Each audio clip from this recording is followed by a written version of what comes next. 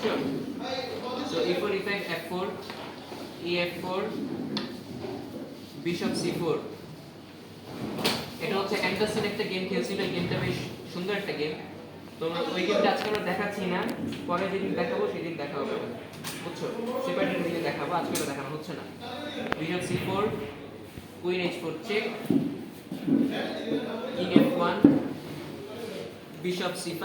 অনেক পুরানো আমলের গেম। সো এরকম তোমরা যদি দেখো এরকম ভাবে কিং সরে যাচ্ছে তারপর অ্যাটাক করতেছে, এগুলো খুবই নরমাল, ঠিক আছে?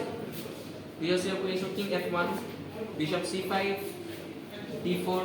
বিশপ c5 এর পরে আমাদের থ্রেট কি ছিল, মানে ব্ল্যাকের থ্রেট কি ছিল? ব্ল্যাকের এখানে থ্রেট কি ছিল?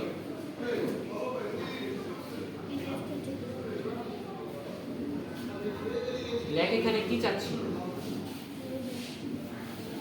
ওকে, তো এই যে বিশপটা c5 এ আছে, এটা দিয়ে একটা তো চেকমেট করার থ্রেট ছিল। সো d4 দিয়ে ডিফেন্ড করলো, সেন্টারটার কাছে কোনগুলো বসলো সব, যেটা আমরা বলছি সেন্টার দখল করতে হবে। সেকেন্ড যে পিএস গুলো ডেভেলপ করার স্কোপ ক্রিয়েট করলো। So d4